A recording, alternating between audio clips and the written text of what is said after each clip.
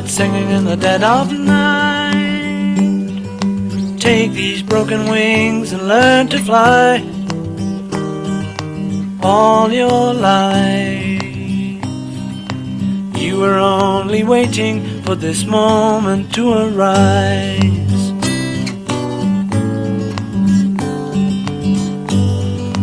Blackbird singing in the dead of night. Take these sunken eyes and learn to see. All your life you were only waiting for this moment to be free. Blackbird fly, blackbird fly, into the light of a dark black night.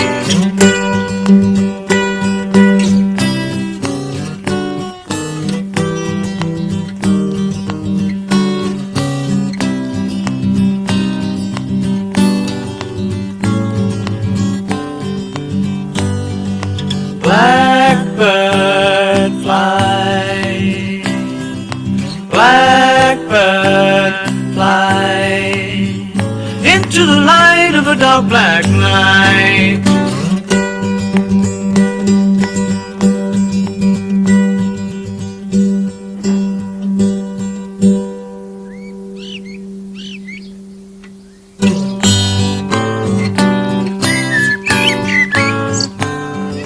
Blackbird singing in the dead of night. Take these broken wings and learn to fly. All your life you were only waiting for this moment to arise. You were only waiting for this moment to arise. You were only waiting for this moment to arise.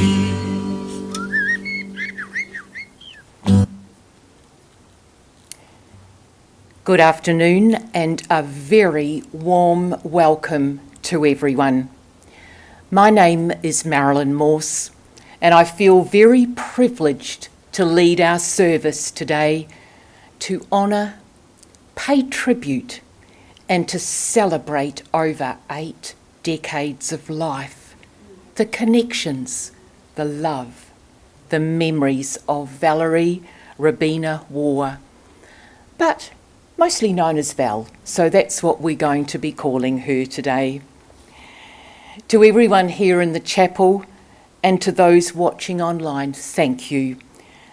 There are family members and friends who sadly couldn't be with us today, and a special mention goes out to Barry and Glenys in Brisbane and James, the James family in England. And I'm going to ask the grandchildren to come forward now and place a flower. And it's from the families who can't be here, especially for Val today.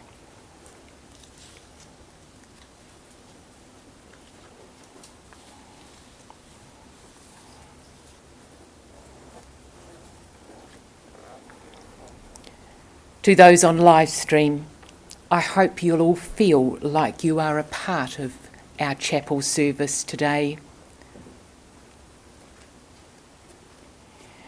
We extend our deepest sympathies to Val's family. She was a proud mother and mother-in-law to Sarah and Gareth and Adam. She just adored her grandchildren, Bryn, Reese and Hugh. Elaine, sibling, sister, and of course there's extended family. At the very centre of our being, there's an awareness of an end to a very treasured relationship. Your hearts ache and you feel a deep wound because this precious person is no longer a part of your lives here on earth. You grieve because her physical absence is no longer. And although your hearts are aching, there is also a part of you that is grateful that you have known her love. And that's why it's difficult to find those words of comfort that can cushion the heartache that you're experiencing when you're faced with the sudden loss of a much-loved family member and friend. But you're here together so that in your own way you can celebrate and honour her life. There is no doubt that throughout Val's 82 years, she touched many people's lives that have been all the more enriched because of that experience. No one who encountered Val failed to be warmed by her zest for adventures in life and her capacity for affection and friendship. And seeing you all here today is indicative of the love and the respect that she has earned from each of you. And it leaves me in no doubt that we're saying farewell to a woman who's been an absolute delight to everyone who had the privilege of knowing her. Val was important to each of you in different and special ways, and although you mourn her loss, there is still much of her that remains. Her love, her values, the lessons, they've all become a part of each of you, and she leaves behind a wonderful legacy for her family. Speaking of family, I would now like to invite her daughter Sarah to come forward and share some memories of her mum.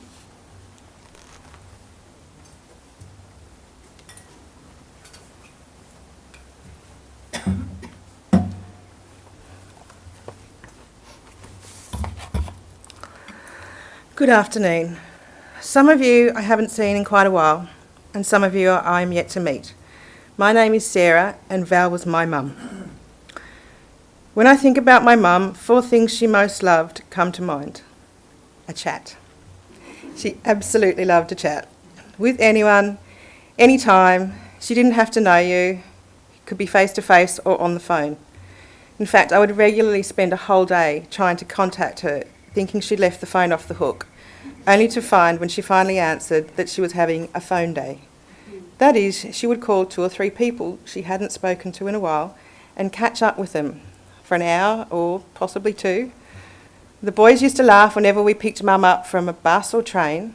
I am notoriously late, but it was always okay because Mum would just get to know the person waiting next to her, and she'd be able to tell us their whole life story on the way home. Food. Mum had a total love affair with food. Sweet, savoury, hot, cold, spicy, sour, but mostly sweet. When asked what she wanted for lunch when we were out and about, Mum would always reply, something tasty. Whenever I came to visit, I always brought a few little cakes with me. And whilst telling me I really shouldn't have, Mum would be turning the kettle on and opening the box to see her choices. She's definitely been known to eat a whole block of Cadbury's in one sitting. Adventure. Mum was always up for a new adventure. If I called to say I was going away and had room for one more, Mum always said yes. I've put her in a tractor trailer on farm stays with the kids. I've helped her in and out of inflatable boats on crocodile-infested rivers in the Kimberleys. There was a cruise through Asia, traipsing through temples and pagodas and rainforests to see the orangutans. When Gareth and I moved to Singapore for 6 years with the boys, instead of being upset we were leaving, Mum realised she had an overseas holiday house. She loved coming over to explore Chinatown, the bumboats and the Singapore Zoo with the little Huey. Mum also travelled to India, to the Rugby World Cup in the UK, to New Zealand a few times, and of course all sorts of camping trips, bus trips and girls' trips. Being a grandma. Mum absolutely adored being a grandma. She was made for it. She was beside herself when I revealed I was pregnant with Bryn and due in October, but at the same time as the cruise she had just booked. I was under strict instructions to keep that baby in until she returned. But of course he came early. From that day on, from the day she first met him, Mum was besotted, and likewise with Reese and Hugh. She was our number 1 babysitter and used to say, Sarah, just bring those boys over to stay the night so I don't have to wait up for you. But really it was so she could have them all to herself just a bit longer. Mum always had time to play in the sandpit, read a book, play a board game, walk up the street to see the digger. She came to the boys' rugby matches, school concerts and plays, birthday parties, uni graduation. She loved it all. Mum was born in Thirroul, New South Wales, to Scottish parents who met on the ship on their way over from the UK, both looking for an adventure, something that obviously runs in the genes. That was a big thing to do in the 1930s. From Thirroul, they moved out to Wallerawang, or Wang, when Mum was quite young, and where she had an idyllic country childhood, riding bikes with her sister, swimming in the dams, and shooting rabbits with her dad for dinner. They grew veggies and raised chickens. They were a pretty humble family, but always well fed, Mum repeatedly told me. Her mum was an amazing cook, and they had 3-course dinner for every night. They had 3 courses for dinner every night. Soup, a main, and always, always the pudding. So Mum's everlasting passion for food began. When Mum was 15, she left school to attend Secretarial College. By this time, the family had moved into town, Lithgow. Mum would travel down to Sydney every day to work. This contributed to the family finances, but also allowed her to save for her first big adventure. At 18, Mum went to New Zealand for a 3-month holiday.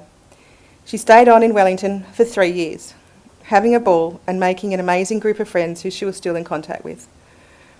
She worked in a cigarette factory to finance her partying, but as her 21st approached, her mother insisted that she return home.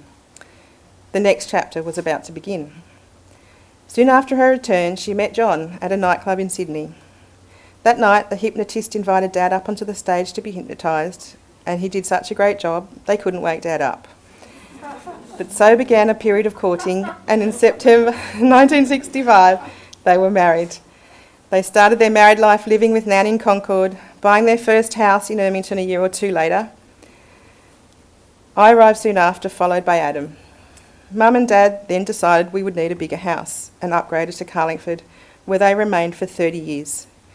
Here they made lifelong friends in their Bradley Drive neighbours, some who only stayed for a short period and some who are still there.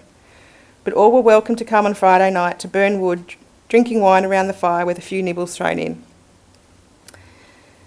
Mum and Dad were born entertainers and loved to welcome people into their home, or more likely, the front veranda.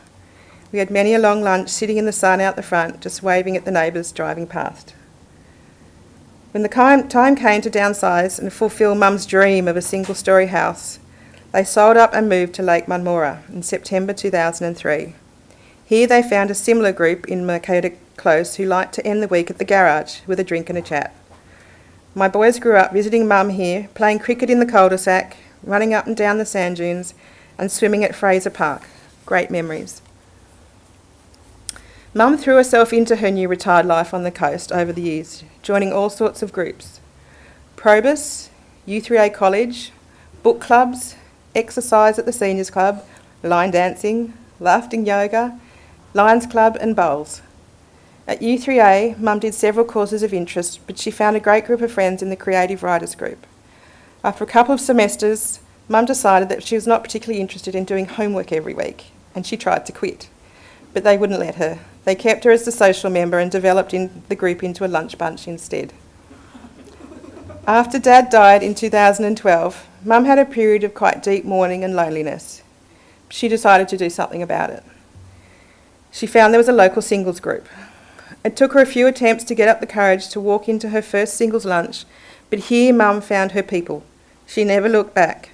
Sunday lunches, movies, weekends away, cruises and some wonderful friendships. When Adam moved in with her a couple of years ago, she'd hit the jackpot. She had all her activities by day and Ad there to keep her company at night. Over the last 2 years, it became apparent that Mum needed new knees. Due to COVID, this operation kept getting delayed, so she's been in significant pain for quite some time. I'd been trying for over a year to pin Mum down to a date to travel to Brisbane to see our family, until I realised she just didn't fancy the idea of getting on a plane, travelling through the airport and the whole palaver. So I said, right Mum, we're getting in the car. I put her in the car and drove to Brisbane. We had 6 days together just 4 weeks ago, driving up and down the coast with a couple of days in Yamba, our family's favourite holiday spot. Mum spent the weekend catching up with her in-laws, Barry and Glenys, her nephews Stephen and Craig, and some of their kids. She had an absolute ball. Mum and Glenys made their way through a jar of chocolates while we all watched the AFL Grand Final. Happy days. Her great niece and nephew were in hysterics at her description of Tuesday and Friday sessions of laughter yoga in the park. In hindsight, I'm so glad I did it. It was to be her last adventure. There's one more thing Mum loved, dancing. She loved to have a dance. Whenever the opportunity presented itself, she grabbed it wholeheartedly. Let me paint a picture. For my 21st, we hired a jukebox. It had a mix of old and new music to keep everyone happy. On the Friday night, I got off the bus after work at the end of the street and I could hear music. I didn't think anything of it at first, but it was getting louder. And when I got home, there was Mum, sitting out the back, dancing her little heart out.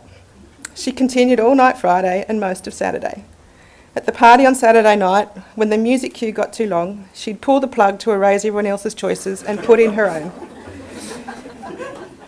She had it going again on Sunday and was devastated when it was collected on Monday. Mum lived a full life. She squeezed as much out of it as she possibly could, right up to her final days. She left us on her own terms. Mum has led by example on how to do a life well lived. I'm going to be like Mum. I'm going to dance, I'm going to get on those planes, and I'm going to eat cake. Thanks.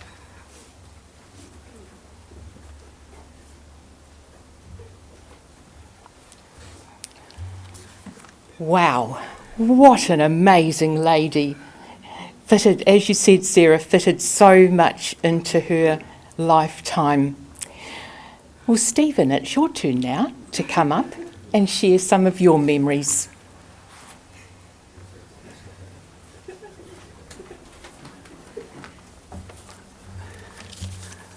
That was very nice. Fish fingers. That's the first thing that came into my mind when I started thinking back through my memories of Auntie Val. It seemed to me that every time Sarah, Adam, Craig and I sat down to eat the kids' meal, unless we're having one of Nana's curries, we had fish fingers. And I guess in the age of pre-house brands and Aldi, these were probably bird's eye fish fingers. And when I started writing this, it sort of really brought a smile to my face. But Val was much more than the chef de cuisine of those fingers of fish. Val was also a futurist. Today, when you see your mobile phone number printed on things, you'll often see just the last 3 digits and an asterisk before that for security reasons. Well, Val was way ahead of her time. Whenever you telephoned her, she quoted the last 4 digits of her phone. That's how she answered it every single time. For why, I have no idea why anyone would do that, but she did it for a long time. Val was also the peacemaker. She had a way of looking through any immediate dilemma, and she just knew it would all be okay. Whether it's one of Dad's temper tantrums, and Dad, you're watching, she'd chastise him, and oh Baz, just settle. Whether it was John carrying on about something or other, he'd get, oh John, behave. Or Sarah, being her usual impatient self, it'd be, Sarah, it'll be all right. They'd be her calming words. And she was generally right, it would be all right. To me, she just seemed unflappable. She didn't like tension in the air, and she had the ability to bring calm to any room. And while I'm sure that wasn't really the case, she always seemed happy. Her laugh, even till a few weeks ago when we got to see her, which was wonderful, was exactly the same as I remember it as far back as I can remember. She always had a smile on her face, and even Sarah said today, she was in considerable pain in recent times. You wouldn't have known. She certainly wouldn't have told you. She just smiled, laughed, and chatted, and she did like a chat. Finally, I'd like to say farewell on behalf of Barry and Glenys, Mum and Dad, who obviously couldn't be down here today from Brisbane. I know they love Val as their own sister and dearly wish they could be here. John, Val, Mum and Dad were very, very close and had a lot of fun together over many years. the rights and the wars together on holiday, at dinner, or all 8 of us and the dog in the Kingswood. These will be my fondest childhood memories. Goodbye, Auntie Valerie. We love you very much, and we'll all miss you.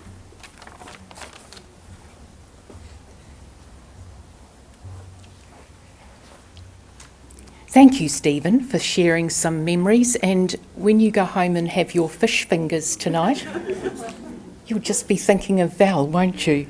Well, now my pleasure to invite Ted Tame, the president of the Probus Club, to come forward and share some of the memories of Val in the club.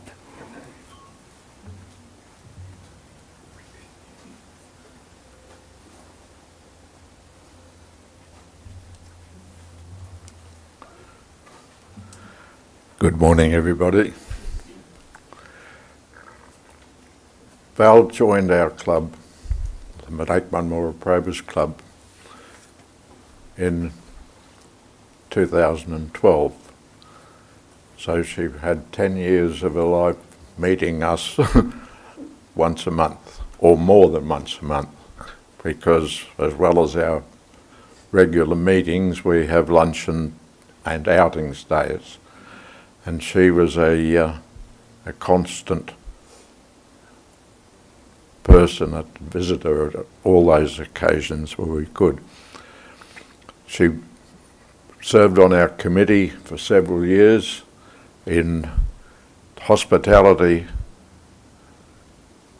role and welfare roles, both of which she did with great accuracy and feelings. We enjoyed her, it's been described to me as could be wicked sense of humour. But she was a pleasure to be a member of a club with, and we regret very much the loss of a good Probian member. Goodbye, Val. Thank you.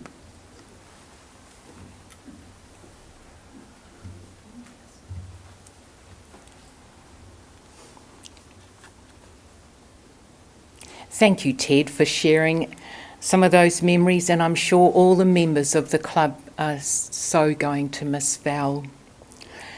And speaking, we've heard a few memories today, and she seemed to pack so much into her life that I'm sure you all have the most amazing memories, but there's never enough time in a chapel service to share them all at once. So on behalf of the family, I'd like to invite you to, Lake Munmora. The address is on the back of your service booklet, and that's where you can continue sharing memories and enjoy some refreshments as well. Now I'm going to invite Hugh, her grandson, to come forward and share a reading with us.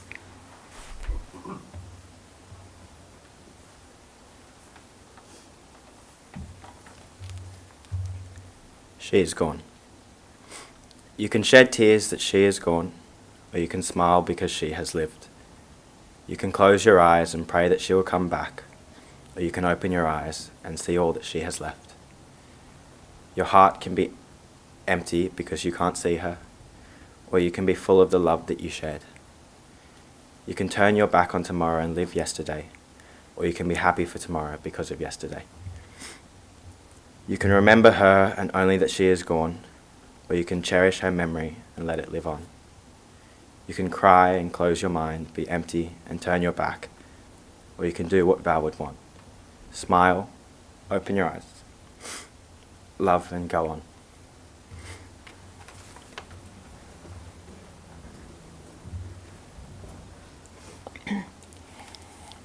Thank you, Hugh, and I am sure that it's what your grandma would want you all to do today. Well, we're going to take a moment to pause now. The family have chosen a lovely collection of photos to share with us today. So just relax, sit back and enjoy and listen to some of her favourite music.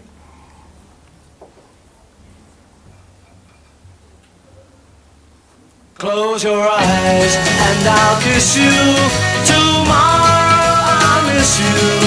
Remember, I'll always be true. And then while I'm away, I'll ride home every day, and I'll send all my loving to you. I'll pretend that I'm kissing the lips I am missing, and hope that my dreams will come true.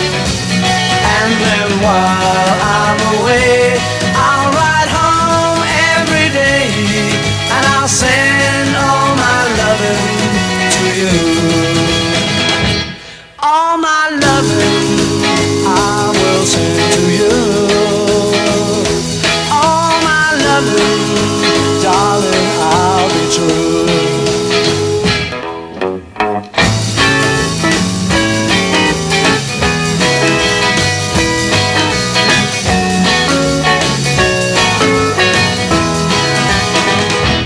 Close your eyes and I'll kiss you. Tomorrow I'll miss you. Remember, I'll always be true. And then while I'm away, I'll ride home every day, and I'll send all my loving to you. All my loving I will send to you. All my loving, darling, I'll be true. All my loving, all my loving, all my loving, I will send to you.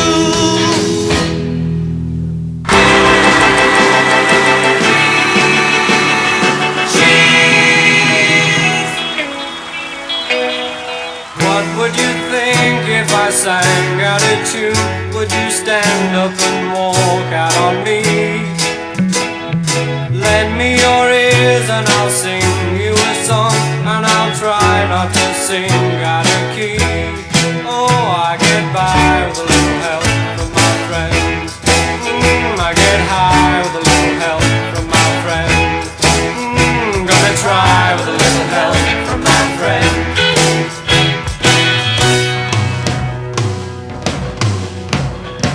What do I do when my love is away? Does it worry you to be alone? How do I feel by the end of the day? Are you sad because you're on your own? No, I get by with a little help from my friends. Get high with a little help from my friends. Gonna try with a little help from my friends. Do you need anybody? I need somebody to love. Could it be anybody? I want somebody to love. Would you believe in a love at first sight? Yes, I'm certain that it happens all the time. What do you see when you turn out the light? I can't tell you, but I know it's mine. Oh, I get by with a little help from my friends. Get high with a little help from my friends. Oh, I'm gonna try with a little help from my friends. Do you need anybody? I just need someone to love. Could it be anybody? I want somebody to love. Oh, I get by with a little help from my friends. Gonna try with a little help from my friends. Oh, I get high with a little help from my friends. Yes, I get by with a little help from my friends. With a little help from my friends.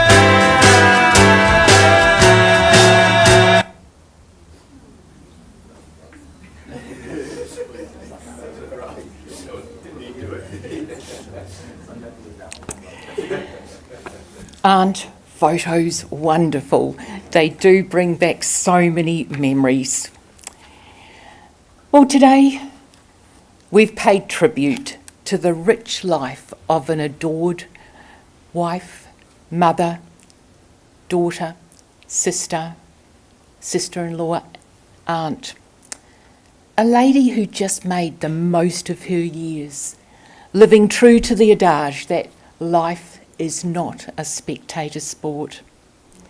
A woman of many loves, her family being first and foremost, her love of travel and new adventures. A lady who gave so much life and took every opportunity to make the years count. A woman who impacted many lives. A stylish, social soul who lived her life guided by compassion, connection, contribution and celebration. The hostess with the mostess, that satisfaction gained from cooking and entertaining. A woman who nurtured many friendships over the years. So now comes the time to say our farewells. For now you will carry Val in your hearts, grateful for the impact that she had on your lives. Even though you're sad by her loss, you have taken comfort that she did live a full and rewarding life.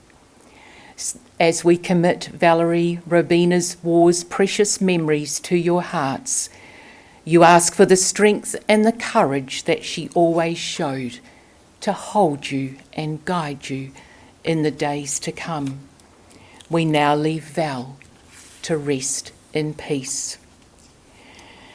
Val, you have indeed lived a beautiful life. You loved well and were so loved in return. You will be deeply missed. Dance on home in so much life. Your life here is done, but your loved ones will always feel your presence and be grateful for you in the beauty that has surrounded you. Dance on, Val, dance on. Friends and family, this does conclude our service today. Thank you and take care.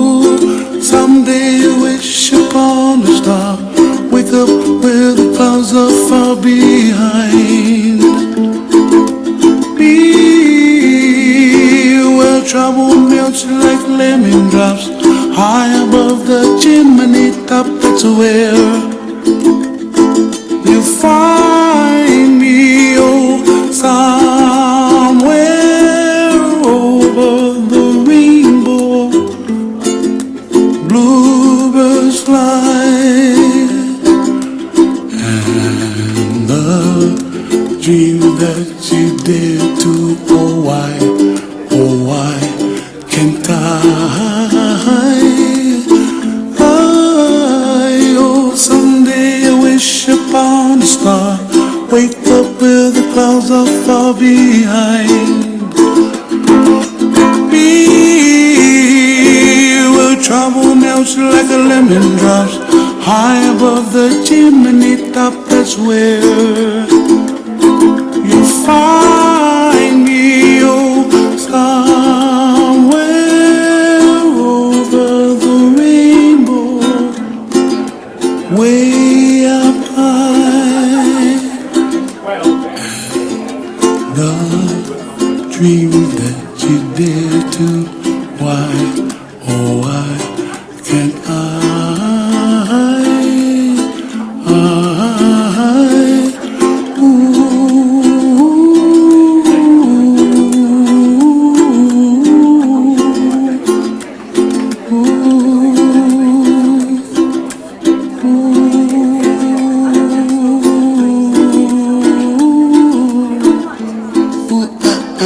Yeah.